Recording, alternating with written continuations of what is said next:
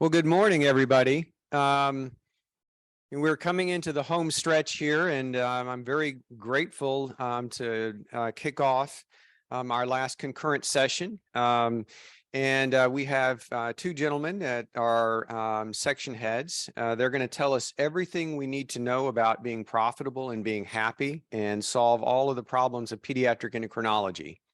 So with that being set up with their expectations, I'm going to introduce them very quickly for their bios and then turn the floor over to both of them. So the first up is Dr. David Sparling. Dr. Sparling is the section chief here at Oklahoma Children's. And again, want to thank Oklahoma Children's for just the excellent job and input and creation and setting up this program. So Dr. Sparling graduated summa cum laude from the University of Oklahoma in 2001 and did his MD PhD at the University of Oklahoma Health Sciences Center. He completed his degrees in 2009 and did his pediatric residency and fellowship at New York Presbyterian at Columbia University. He then returned here to Oklahoma and is now associate professor in the section of pediatric diabetes and endocrinology here. He serves as a CMRI Paul and Ann Milburn chair in pediatric diabetes and became the section chief for diabetes and endocrinology in 2022. He's a member of the Harold Hamm Diabetes Center here. He has interest in type 1 diabetes, and his research focuses on both the diabetes diagnosis and management in type 1. Oklahoma has been a very strong representative in terms of pediatric diabetes care. So he is an investigator in TrialNet and has ongoing basic science interest too in examining the role of adipocytes and inflammation during weight loss. Our second speaker who will be following Dr. Sparling is Dr. Paul Thornton. Dr. Thornton is head of our group at Cook Children's Medical Center. He received his degree from the University College of Dublin. You might notice he's got a slight accent. He completed his training both in Ireland as well as in the UK, and then came to the States and spent most of his career at the Children's Hospital of Philadelphia.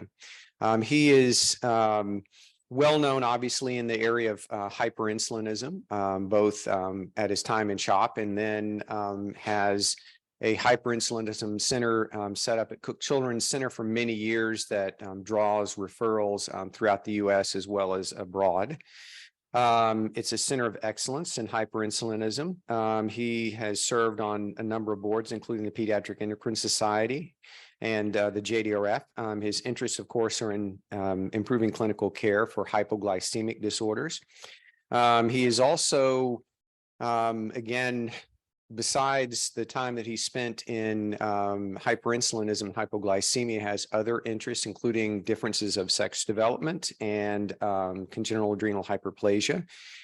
He has authored many articles and textbook chapters as well, and is a presenter of research at national and international meetings.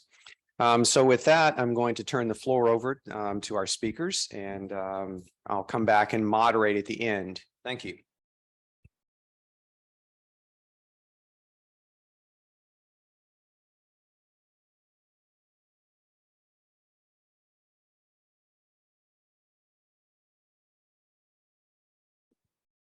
All right, can y'all hear me? We're good? All right. I apologize if you see me look down at my watch every once in a while. It's not that I'm ignoring you, it's that I'm currently on service and my pager is my phone, though Dr. Shaw is also currently carrying, thank you, my diabetes pager at the same time. So if you hear that go off, blame the patients. All right, so you all will learn also that I joke and pun a lot, and so the only constant is change is more in reference to not changing things, but money. But anyway, there's a terrible joke to lead off the bat. So a couple of quick disclosures. I don't have any financial disclosures but I am a newbie, as you all found out. So when Dr. Trickerstad approached me about doing this talk, I pointed out to her that I'd been in the job for about 4 months. I had been to a course in Boston and was frantically learning how to do this job at the same time. So you're going to get some unique perspectives, and we're going to be discussing a little bit about how funding flows in the evolving academic medical practice landscape is occurring. And it gives you a chance to see for possible changes in your own practices or relate to changes happening to academic colleagues across the United States healthcare system in academia. So with that, some history. So the joy of an org chart is what we're going to start with. So which one is the laser? There we go. All right. So, and the laser barely shows up. All right. So how the University of Oklahoma was set up, and how lots of places have been set up traditionally, right? Is you've got the president of the university, and somewhere up above the president is the regents, and in charge at OU of the senior vice president and provost of the Health Sciences Center, the lovely campus right across town, where they're in charge of all of the deans of all of the, grad college and nursing, et cetera, et cetera. And down here is the College of Medicine dean that would oversee the department chairs, that would oversee the section chief and oversee the faculty. And inside that is where the medical practices lived, right? In this old system, or the classic system, is that the medical practice was contained within the academic system, where we were all in charge of our own revenue flows and paying attention to our patients.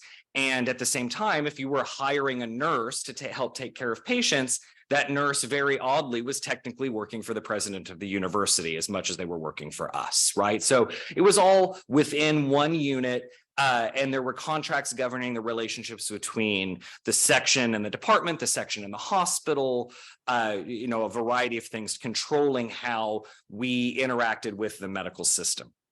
And that's how things were, and everybody was nice and happy for a while. But then the name of the game in academic medicine is consolidation, right? There's not a lot of new hospitals popping up, but what can hospital systems do? They can form massive conglomerates, and they need more patients, and so they need to take over outpatient practices as well. And that's what eventually was happening here over the past couple of years, where the system OU Health came into existence. The main thing that OU Health shares with the University of Oklahoma is that it has the same symbol and has the first 2 letters OU at the beginning. But otherwise, it's run by a board of directors. It's a 501c3 corporation, so it's a nonprofit hospital system that has a board of directors and a CEO, and there's the OU Health Physicians Board of Directors, which is a whole nother group overseeing the medical practices. There's a single physician leader that holds multiple roles, including, if you look over here, College of Medicine. So they have an academic appointment going this direction, but have all of these roles within OU Health as well. And that's what's overseeing our practices now. And so this made it interesting to be me. So this is my life these days, with the big black line down the middle, and I've got to live the life on this side under the president and vice president provost. We have a vice provost of diabetes as well, so who sometimes talks to me, and College of Medicine talks to the department, talks down the road. And then over here, we've got the board talking to a whole bunch of conglomerates of people, including a pediatrician in chief, which interestingly at our institution is not the department chair, ambulatory medicine director, inpatient medical director, talking to our medical director, Dr. George, who you all have seen wandering around. And that's why he always looks hairy, because now he has like 16 bosses as well. And we're all talking to each other, and then the poor faculty are down here, and then sadly the fellows are down there below us. So that's where we exist. And the question arises, what's going on, right? Why does this make sense? What is going on? And so I have to think simply and straightforward, right? And why are we in academic medicine? It's the tripartite mission, right? We're very interested in clinical care and research and education. Why are we at PESTOLA? It's that, right? And so we've got I have to think based off of images. So here I have our tripart. I always kind of imagine it as a stool, and each leg of the stool is supporting kind of the patient or ourselves or our career or et cetera, et cetera. Just as an aside really quickly, you don't know how hard it is to find a free image online of a 3-legged stool. So this is actually generated by AI. So that's how scary we are in life these days. I can say, I would like a stool on a wooden floor with 3 legs, and it gave me this. So imagine that with our insulin pumps these days, but that's where we're at. So, as a leader, as I'm coming up, one of the most important things you can do is a SWOT analysis. So strengths, weaknesses, opportunities, and threats. And the strengths of this tripartite stool that we've generated here is it looks nice, right? It's been there for a while. We're pretty used to it. But there's some competition out in the world. Maybe wood isn't the smartest thing, right? OSHA probably says wood stools in the lab is a bad thing. It probably needs to be plastic or metal, all those things. There's certain opportunities to the stool, right? It's broadly applicable. We've been using it for a while. I can sit on it. I can stand on it. I can throw it through a window. I can do all of that sort of stuff. But the threat is, what if a hole opens up? Right. And the hole that opens up when we're thinking about all of these new funding flows and things is money. Right. Ken Copeland, who several of you know or have met or heard about before. Right. It was the section chief that hired me out of fellowship. Frequently would walk around saying no money, no mission. Right. And that's what this is. Right. If a hole opens up under the of no money under the clinical care or the research or the teaching, then the whole stool falls over. And sadly, when we're talking about money in medicine, right, it becomes clinic as the primary generator. And Ken's a very intelligent gentleman who was the president of PES and gave the presidential address in 2000, his presidential address in 2007, which I have the slides, which I'm shamelessly stealing. But it's because it's very interesting that in 2007, he's mentioning a lot of the things that are the themes that we're seeing these days. So first, costs of running a diabetes program. So all the way back when it was still the Lawson Wilkins PES in 2002 meeting, several prominent chairs across this U.S. met and were discussing that running of a clinic that has 3,000 to 5,000 visits a year, which is actually smaller now than the clinic at OU, generated a 400,000 to 500,000 annual net loss, right? So running the system is expensive, and we used to have that in our own control, and now that control's been removed. And if there's no money, no mission, where does that money come from, and what's been going on? Why is this kind of landscape changing? And so there's actually a surprising amount of literature on this. And so what we used to live in is what was called the collections-based model, where the department or the section or whatever lived and had contracts with the health system that provided some money, and then we were generating our own money, though some of that money was leaving because, you didn't get prior authorization for that visit, and so there's some denials pulling out.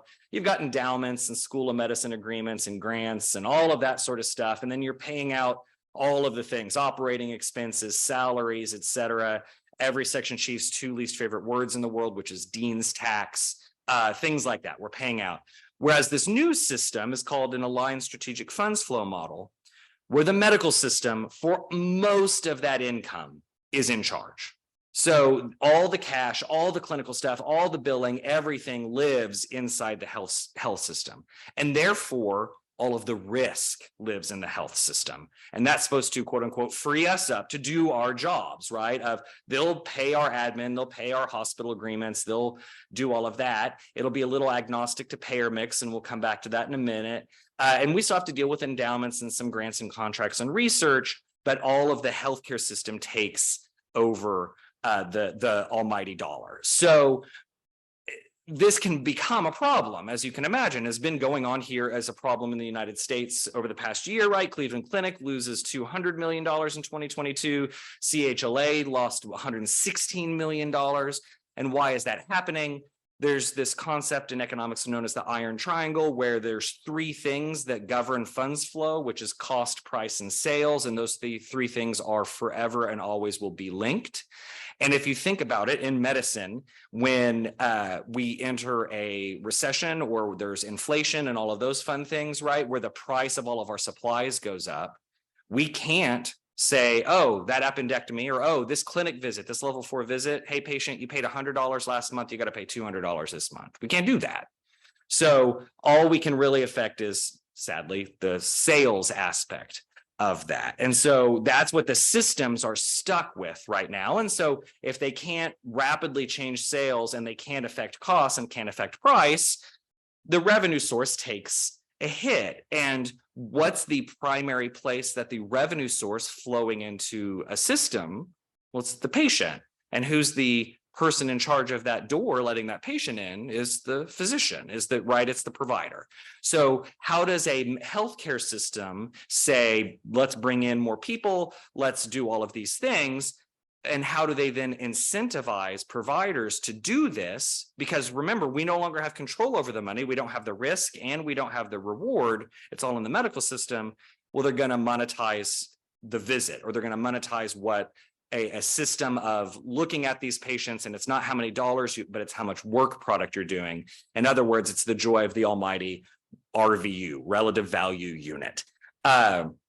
So if you, and what you can do is say, okay, providers, you're going to generate a certain amount of these RVUs, a certain amount of work provided to us, and we'll pay you based off of those, right? Instead of being paid based off of your dollars that you brought in, you're going to be paid off based off of your work product. And then you fund your providers, you can then fund the clinic. And the nice advantage to that for providers is that it becomes what's called payer agnostic, right? I saw a patient and performed a service. All the risk is now in the medical system. The medical system has to worry about billing and collections and yada, yada, yada. Now, we're all pediatricians. That's what we've always done, because the kid is the most important. But right, you talk to a lot of adult colleagues, there's still plenty of places that still have the concept of the fellows clinic or the resident clinic, and that's who sees Medicare, Medicaid. And the private payers that pay more only see the attendings. And that doesn't happen lots of places in pediatrics, in part because we have Medicaid, but there's a bunch of different reasons that go into that. But the nice thing in the broad run for medical systems is that it makes payer agnostic. The doctor's just going to see the patient. Now, disadvantage we've all heard about with these RVUs, if you've heard about them before, is that it lends itself, the people that came up with these were not E&M billers, right? Evaluation management billers like we all are. And so it lends itself more to procedures. My favorite example of this is the placement of an Eversense CGM, which we haven't really talked about a lot at this meeting, but right, we think about Dexcoms, we think about Libres, but Eversense is placed right under the skin, a lot like an Suprelin and Implanon and all those fun things. If you see a patient, a work RVU generally for level 4 patients, about 1.5 work RVUs, 30 minutes of work. Eversense placement is 58 RVUs for about 15 minutes of work. So procedures rule when it comes to RVUs. And last but not least, who will watch the watchers, right? If we're deciding we're going to get paid or this work product is now this kind of arbitrary number, who comes up with that number?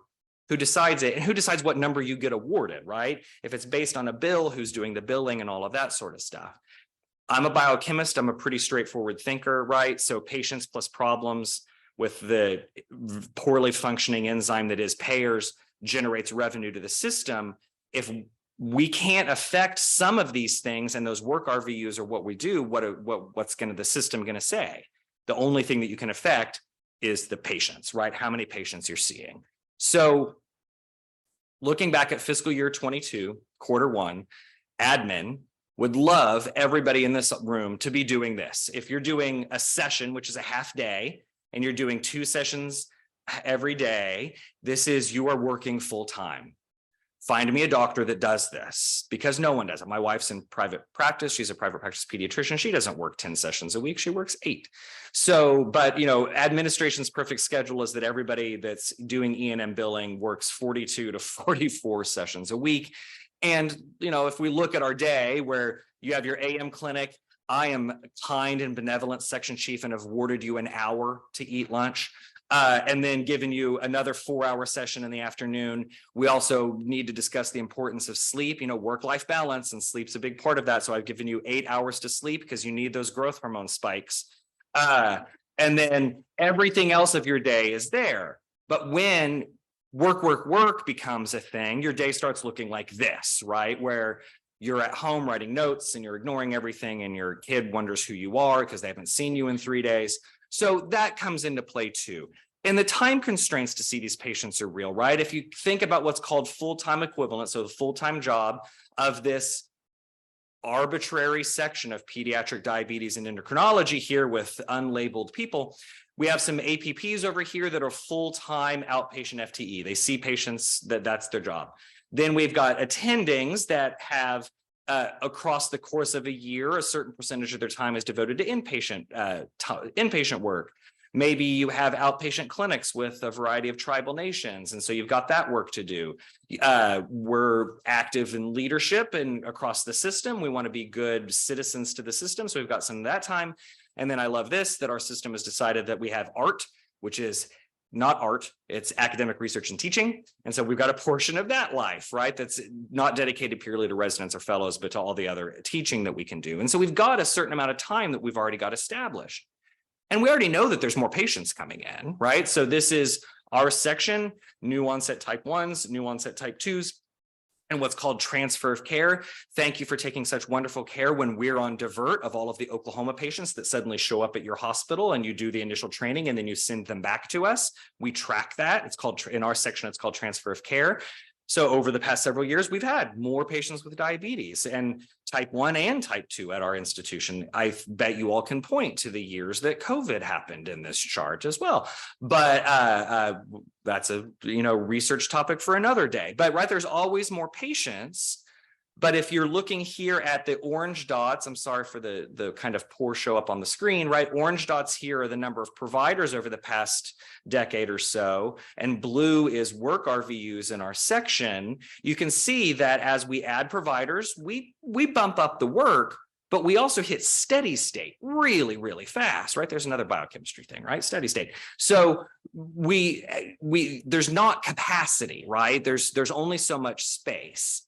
So what can you do? All right, we're already full-time and you need to increase RVUs. Find me a medical system that says, increase your RVUs. We're so proud of all of our doctors and all these RVUs that they're producing. Because what does that mean? If you have a constraint on time and you're working the same, you've just spent less time per patient. No medical system is going to say our doctors spend less time with their patients than anybody else in the nation. But that's what they're asking. Now, is see more patients why we're in academic medicine? No, that's not what we want to hit. So we have to focus on what we do and maximize a bill for patients and RVU per patient. So one of these things that I constantly am talking to my faculty is, right, don't shortchange your expertise. A 50-year surgeon that can do an appendectomy in 15 minutes gets paid the same as that first-year resident that did an appendectomy that took 2 hours. You can see a congenital hypothyroidism patient in 15 minutes or less, but that's a level 4 visit that I'm going to let our next speaker focus on all that sort of stuff, right? But we shouldn't be shortchanging our expertise. We should be paying attention to that and billing appropriately to respond to that. And then, but with all of that, with all of this complexity, is the real question then comes with the question of our age and diabetes is, can tech save us? And let's go back to Ken. Ken predicted in 2007 that technology advances are going to pose a major threat to the doctor-patient relationship. I find that I no longer take my computer into a room, because that becomes a wall between me and my patient. I'd rather just talk to them and write my note at the end of the day. But then again, my whole day becomes notes. And new technologies could transform us into something looking like radiology, where we never need to see the patient. And just makes me think of COVID, but we'll come back to that. But then Ken also said technology, we really should embrace it at the same time, right? Telemedicine, our section's been doing telemedicine way predating. And I know a lot of the other sections here do, way predating COVID. And we should apply research technology in such a way that it's not affecting our doctor-patient relationship. You should still see your patient and just use that tech to your best abilities and appropriately bill for it. And just trying to figure out how that is. Now, technology itself is always going to have its own issues, especially the joys of EMR, right? So a few weeks ago, our system went down. It's Fort Worth's fault. A server exploded in Fort Worth, and Meditech across the Southwest went down. Every Meditech went down. And my residents, I was on service, my residents lost it. They had never seen this, a paper note. And they're like, how do we discharge a patient? And I was like, oh, I know how to do this. Hand me a piece of paper. And they did. It was a white piece of paper. And I wrote, discharge patient, signed it, dated it, timed it, and handed it to the nurse. And they're like, what about MedRec? And I'm like, yeah, that wasn't a thing. So, right. So technology can be good and bad. Notice I have to sing a different tune here. Here's a young, naive intern holding the last paper chart of the ER in the ER that he is working. His very smart upper level and very smart attending are sad about this. And it took me till now to realize why they were so sad.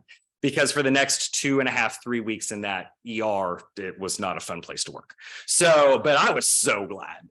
But technology can help us, right? So Oklahoma was forward thinking. We were forward thinking. If you all heard about bariatric surgery, we were also very knock on wood, very forward thinking about CGMs. We did a lot of advocacy at the state and finally convinced the Medicaid system here called Sooner Care that the prior authorization requirements for a person with diabetes to get a CGM is, are you a child and do you have diabetes? Type 1 diabetes. And we're working on type 2 now. And that happened literally January 1st of 2020. So here's 95251 following up that which you generate RVUs for, that we're billing for, we can get some money for pre that. And so there's not very many patients. Post, there's a few more. I can't imagine why there wasn't a whole bunch of these in 2020. I don't know. It's maybe we had less patients, but you can generally see the upward trend of this. So yes, it's new technology, but we're also making sure that we're billing for it. But does it really help, right? We have to do more time. We have more times to bill. We have open invoices for 365 days because this has gotten so complex, right? I had a patient that had what's a 95251 that was being rejected for over a year, and it's because the billing department filed the wrong paperwork. So again, what's called bad debt there, where that money is just sitting there and we're not getting paid. And again, that comes back to is who's watching the watchers. And that's where we have to be advocating for ourselves. That's what I'm gonna always say. So like I said, will tech save us? There's two sides of that coin: improve time, new avenues for billing, but meaningless is what I call it use. And the time to get the patient in terms of all of that tech and what we're dealing with, right? A Medtronic pacemaker is wanded into a EMR in about 15 seconds in my brother's practice, where let's talk about how long a tandem pump these days takes to download. So when that all comes down to it, my admin will come to us and say, why are your staffing ratios so large, Dr. Sparling? Why can't you book more patients into your current clinic? And if my clinic people were here, they'd start groaning, because there's this thing called Lean Six Sigma where you do these flow charts to look how patients flow. So here, every 3 to 5 times in my clinic, every 30 minutes, somebody gets checked in, vitals and all that sort of stuff. Technology goes somewhere. We have pediatric nurse specialists and CDCESs and the providers. And we have our behavioral health specialists because maybe somebody just scored a 12 on their PHQ-9 and all of that sort of stuff. And the nurse is taking care of meds. And then, okay, every 30 minutes, that patient's out the door and schedule. And oh, by the way, we also have diabetes phone calls coming in and endocrine phone calls coming in, and all these things have to be triaged, and who goes to the right person, the provider, diabetes educator, nurse, or the on-call MD. And oh, at the same time, we've got to do growth hormone stimulation tests and tech visits and education visits. And oh, and all, by the way, we still have tech scheduling and all the referrals flowing in and telemed happening at the same time. And then the crazy hospital doctor at the time is also saying, hey, we need to work this patient in tomorrow, right? And that's all going in, let alone all of the other refills where the state site for newborn screening, for thyroid and CAH, calibrations for equipment, stock, everything. It just gets nuts. And so I say, when it comes to this revenue cycle, when it comes to all of this complexity, when it comes to how do we see more patients, generate more revenue, what's going to save us? And I'm going to say it's people, shockingly. But what it all comes down to is what the people around us and how we can handle it, right? So patients love to be seen. Last year, I ran these numbers last week. We had over 10,000 patient encounters in our clinic. We had and inpatient. We had over 24,000 phone calls that came to our clinic. We had greater than 20,000 individual labs, not counting bone ages, into our clinic from our clinic, and that's all got to get handled by a bunch of amazing people. There's certain things that we can do, right, to help maybe decrease that load of people. We can do telehealth, which can decrease the people involved as long as it's reimbursed correctly. And we can talk about that in a second, right? So this is starting in January of 2020 to today. Oh, look, there's COVID, right? Hitting our trend by appointment type. So this is all total appointments per, I think, month or week. I can't remember, week. And the orange line here is our telemedicine visits. So look, we instantly, because we've been used to doing telemedicine, turned on telemedicine. And so all of our visits practically became telemed. And then we've maintained a pretty steady state because Oklahoma, again, forward thinking, said telemedicine visits have to be reimbursed at the same level, right? Just because it's telemedicine doesn't mean for a 95251 or a 99214, all these fun RVU things that we'll talk about in a minute, they're all going to get reimbursed the same. So we've maintained that so that we can decrease the load on our clinic and help all of those people. Now, We can also I can really point out that increasing the people around can increase productivity. First of all, you have proper handling of patient needs. You don't want to become the world's most expensive administrative assistant filing a prior authorization. Let somebody else file that prior authorization so that you can go see a patient, because that's important. You can work those urgent patients in, which generate more revenue. And then you can have certain things like, more and more clinics in pediatric endocrinology are becoming what's called 340B clinics, like ONC clinics, where the system operates like CVS Caremark. But instead of CVS Caremark taking profit, the system, in terms of its pharmaceutical management, reinvests. And what do I constantly advocate for? Reinvesting in people to do the jobs, because that's what's important. And you have to have then, therefore, regular discussions about system support. So our leader is a surgeon.